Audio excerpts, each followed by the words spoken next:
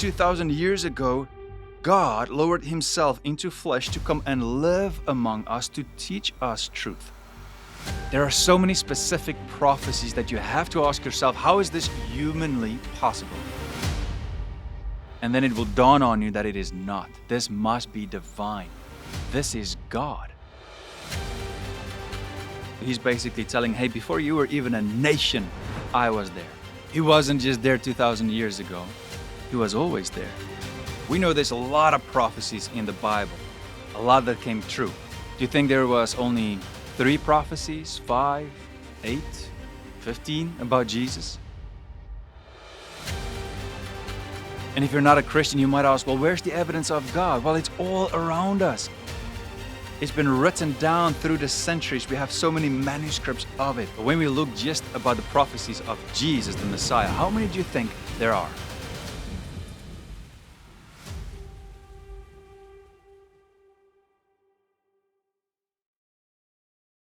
Hey guys, what do you think when I say this? Jesus Christ.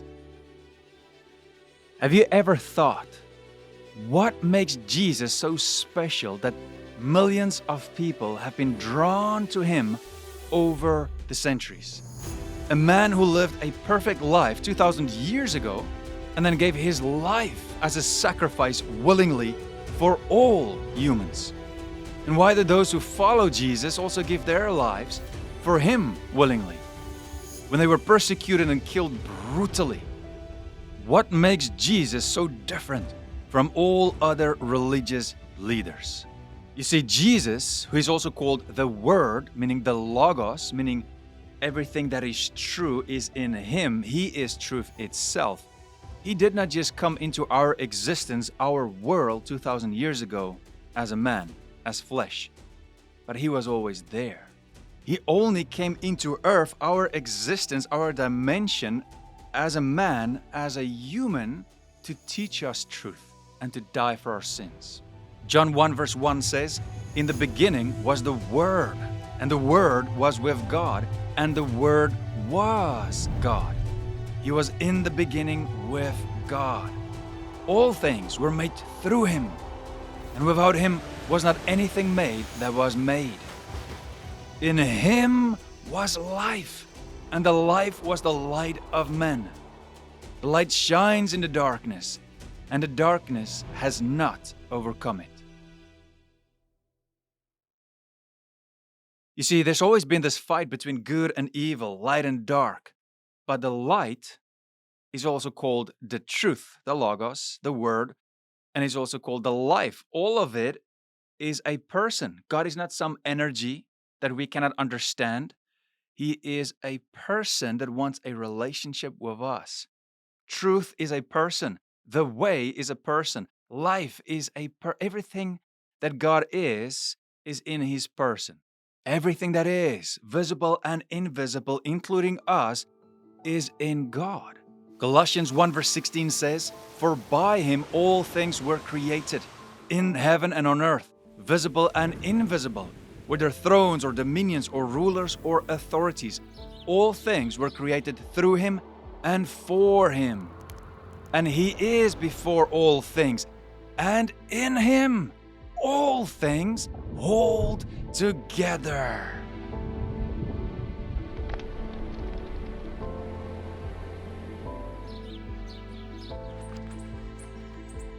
You see, he is before all things, he created all things, and he sustains all things. This is Jesus.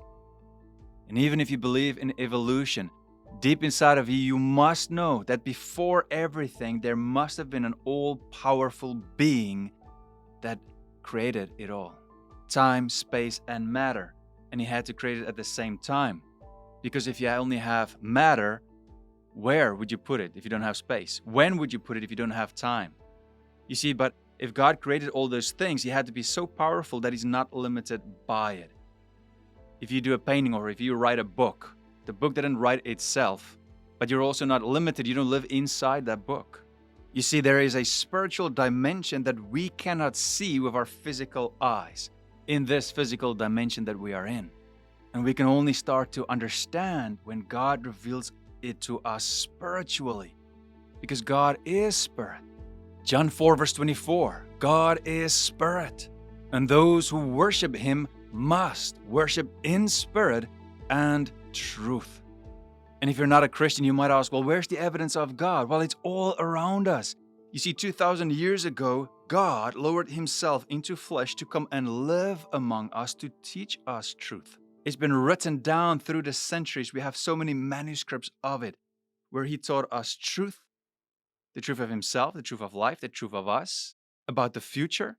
But what is more amazing, apart from that and also that he died for our sins, is that before he came into our existence, he prepared mankind from the beginning that he will come, the Messiah.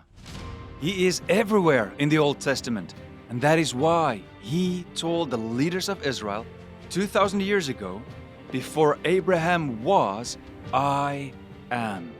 This is special because Abraham is the father of the nation of Israel. So he's basically telling, hey, before you were even a nation, I was there. He wasn't just there 2,000 years ago. He was always there. And what is amazing is he reveals himself to the people of Israel in the Old Testament. And even before Israel, when we look at Adam and his descendants up until Abraham, he reveals himself to humans. And he told them about himself, not only that, but gave them prophecies about himself as the Messiah that would come. For example, God says in Zechariah 12 verse 10, and I will pour out on the house of David and the inhabitants of Jerusalem a spirit of grace and pleas of mercy, so that when they look on me, on him whom they have pierced, he's talking about the future, they shall mourn for him as one mourns for an only child. He is the only Son of God. And weep bitterly over him as one weeps over a firstborn. God is saying this about himself, about what will happen.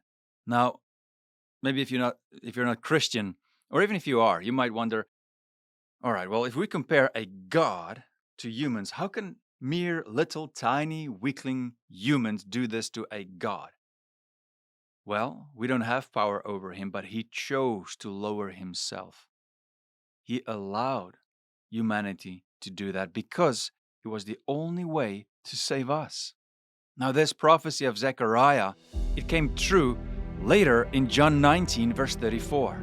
But one of the soldiers pierced his side with a spear, and at once there came out blood and water. So the prophecy, Jesus coming from the line of David, the Lion of Judah. Judah is the tribe of David, in case you did not know. He came, he was pierced, as the prophecy says, and there were also the people who mourned. You know, this is amazing because it was even prophesied that he would be killed at the crucifixion when crucifixion did not even exist. He was talking about the piercing of his hands and his feet. How did they know this? Psalm 22, verse 16.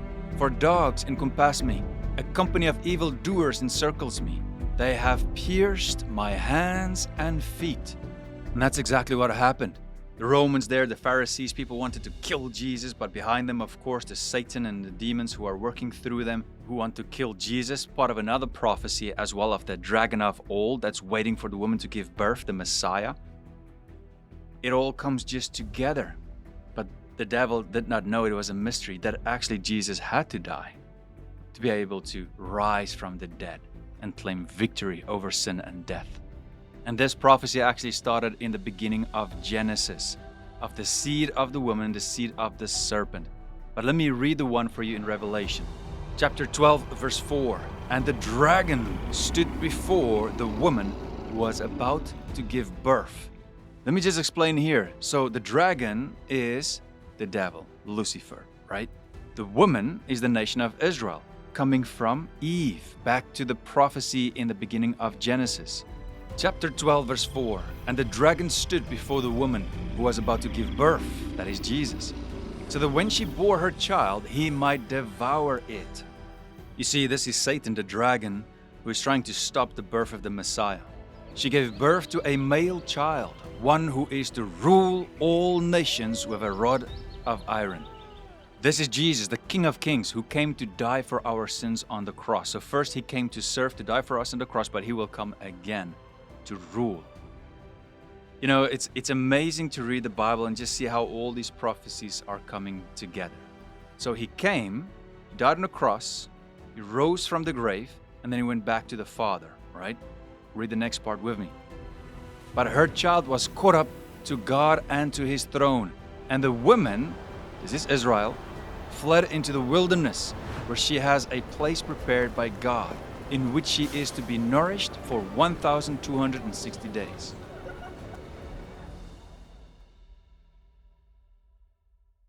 So this, of course, where the male child went to God the Father is where we are now, because he already came, he died for us on the cross, he rose from the grave, and he went back to the Father, giving us time, a time of grace to truly accept him, to make our decision, to choose the light or the darkness.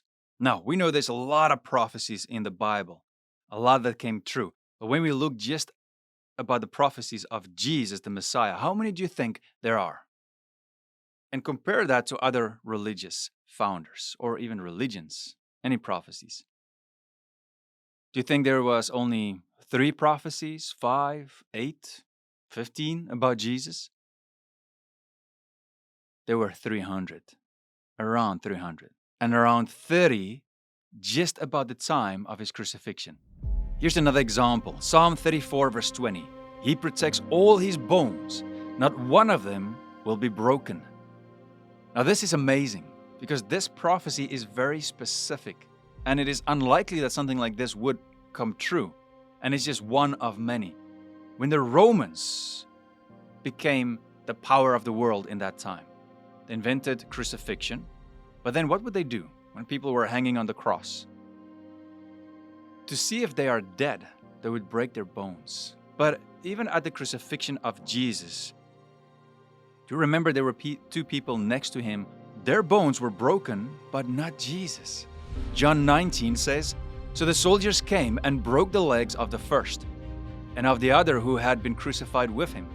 But when they came to Jesus and saw that he was already dead, they did not break his legs." There are so many specific prophecies that you have to ask yourself, how is this humanly possible? And then it will dawn on you that it is not. This must be divine. This is God. Here's another example. Psalm 22 verse 18. They divide my garments among them, and for my clothing they cast lots. This came true in John 19 verse 23 to 24. Very specific prophecy, right? Here's more. Let's start with the one where Jesus would be betrayed for only 30 pieces of silver. The prophecy was in Zechariah 11 verse 12 to 13. And it was fulfilled later in Matthew 26 and 27. And then Zechariah 9 verse 9 says, "See, your king comes to you, riding on a donkey, on a colt, the foal of a donkey." And that came true in Matthew 21 verse 4 to 5. Then Isaiah says, "He was oppressed and afflicted, yet he did not open his mouth."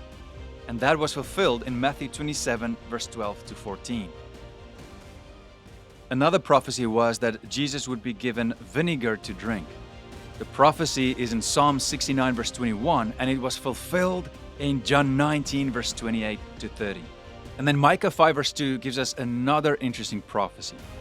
"But you, Bethlehem, out of you will come one who will be ruler over Israel." And this was fulfilled in Matthew 2 verse 1.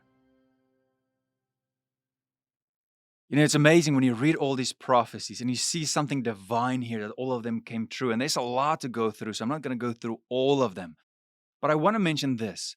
While Jesus was here, he also gave us prophecies about the end times. And because all these other prophecies came true, you can also know for a fact that the prophecies about himself, of his second coming, the end times, that all of it will come true as well. For example, Jesus says in Matthew 24 verse 5, "For many will come in my name, saying, 'I am the Christ,' and they will lead many astray. And you will hear of wars and rumors of wars. See that you are not alarmed, for this must take place, but the end is not yet." So when you see Israel with the war with Iran, when you look at Russia and Ukraine, when you see all of these wars, what's happening in Africa, and many of the wars that's not even mentioned, and earthquakes taking place, you know that it is only the birth pains of the end times. Verse 7, for nation will rise against nation, and kingdom against kingdom, and there will be famines and earthquakes in various places. And all these are but the beginning of the birth pains.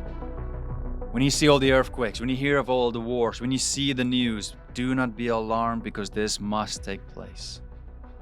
This world is not our home. And too many Christians, even some who are watching this video, are getting too used to this rat race, this temporary world. We are but a vapor. The one day we're here, the next we are gone. And so you need to look up, to think about the things above and not be so focused on the things here on earth. Families argue about silly things that it doesn't even matter. So I want to ask you to test yourself. What are you busy with right now? The things of the world or the things of God? We are getting closer to the end times. We are in the birth pains. But before the end times will come, the Antichrist will come first. Verse 9, then they will deliver you up to tribulation and put you to death, and you will be hated by all nations for my name's sake. And then many will fall away and betray one another and hate one another. And many false prophets will arise and lead many astray. And because lawlessness will be increased, the love of many will grow cold. This is one of the worst things for me, to see how selfish people have become, lovers of self. And that is why we experience so much pain and suffering in this world, because people don't care about hurting other people anymore. They care about themselves. And that's what's been preached lately, right? Do what you want. If it feels good, just do it. What about do to others what you want them to do to you? Verse 13, but the one who endures to the end will be saved. And this gospel of the kingdom will be proclaimed throughout the whole world as a testimony to all nations. And then the end will come. Now, if you want to know more about the end times, there's a lot of videos that we have on both of our channels. I'll add some of them in the video description, but you can also watch some of these right here. Remember to subscribe so you won't miss any of our future videos. And before you go, always remember this: life is short. So please do not waste yours. Cheers, guys.